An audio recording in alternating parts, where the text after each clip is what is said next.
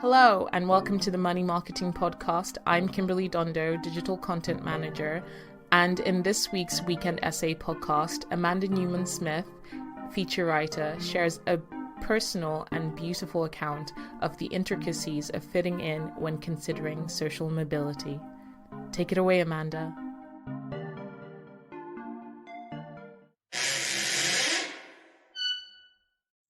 Fitting in, the other side of social mobility. Few people would guess that my family and I spent 1 year of my childhood homeless. Not as in sleeping rough on the streets. My dad had a job that could support our family unit financially. But all the same, we had no permanent home.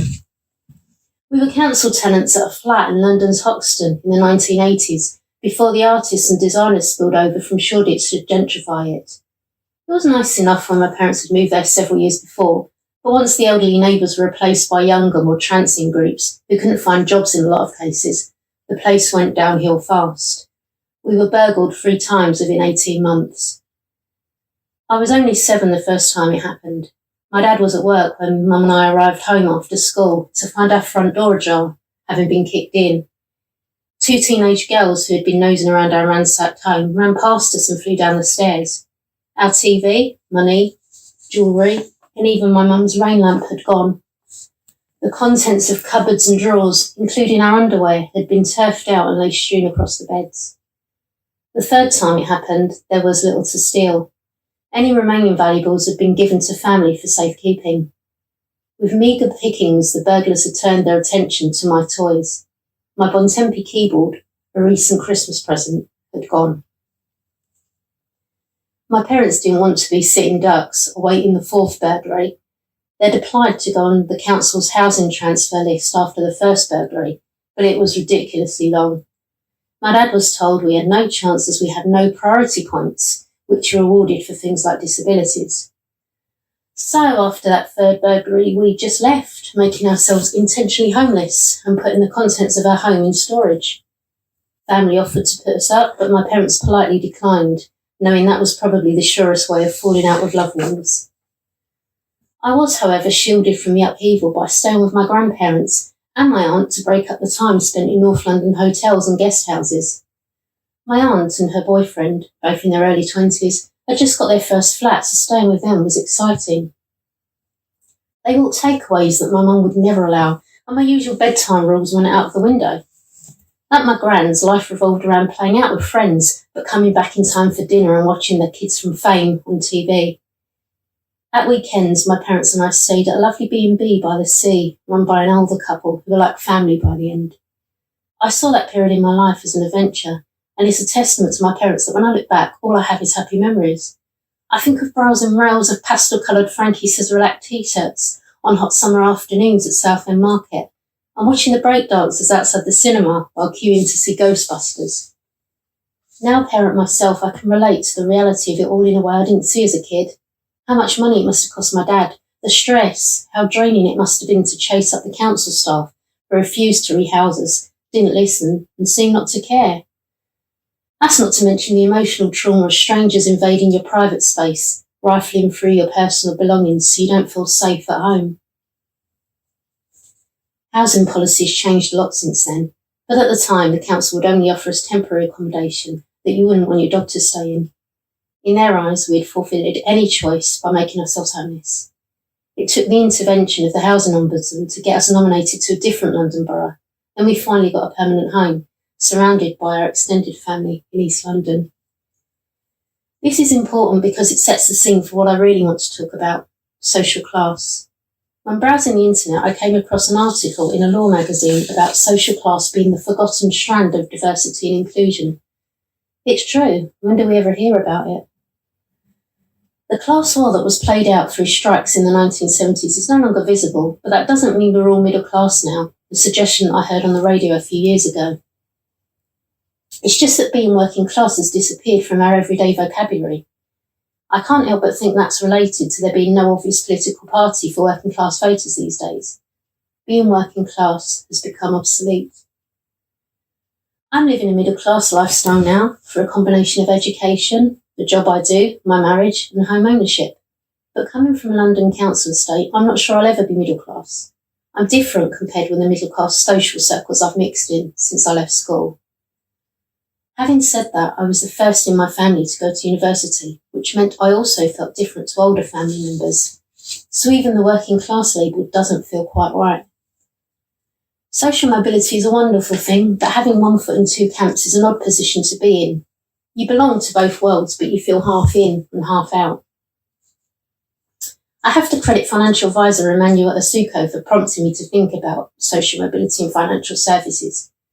When I first interviewed him for a profile article, he mentioned that he'd always felt different to his peers in the workplace. Given his Nigerian heritage, I asked if it was to do with that, but no, it wasn't the colour of his skin. Then I understood it was something more subtle. He grew up with a similar background in a neighbouring borough to me. Our families even had similar rules about not leaving lights on unnecessarily to keep the electricity bills down. What we were really talking about was social class and the impact of social mobility on how we felt about ourselves.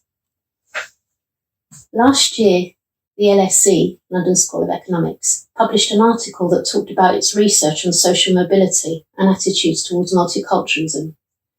The authors talked about how people who have experienced educational social mobility are put into a different social environment to the one they were raised, so they may not feel genuinely at home in either.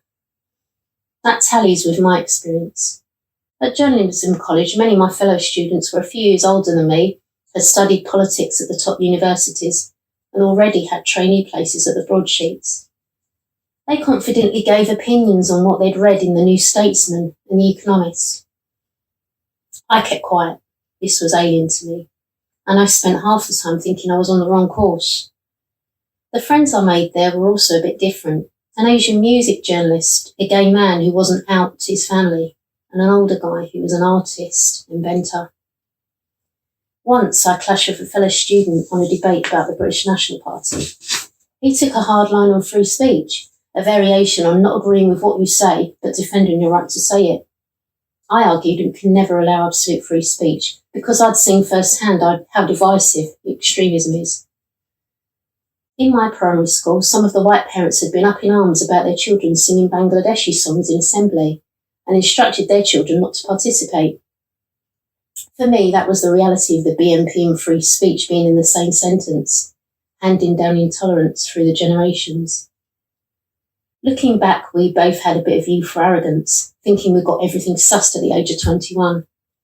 As you would expect, my fellow student referred to the principles of democracy, but I couldn't relate that to my lived experience.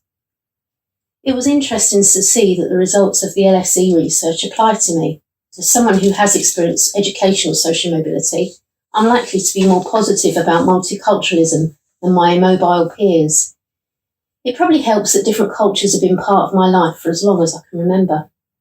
Some of my friends at school faced bigger challenges, being born into Muslim or Sikh families, but identifying with secular Western culture, because they were born in London.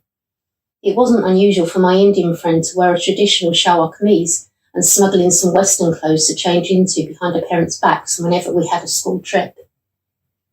I heard some hair-raising tales when I was at school about Muslim girls sneaking out and putting their safety at risk to go clubbing or visit boyfriends that their parents would have wholly disapproved of.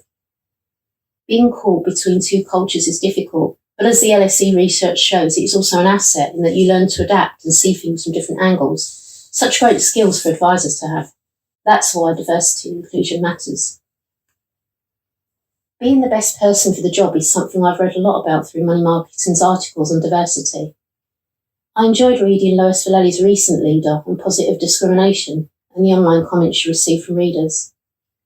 If I was an employer, of course I'd want the best person for the job, but there are inequalities and opportunities and access to skills that put people in a position of being the best. Some talented people just don't get a break that puts them in the shop window, and that can't be right.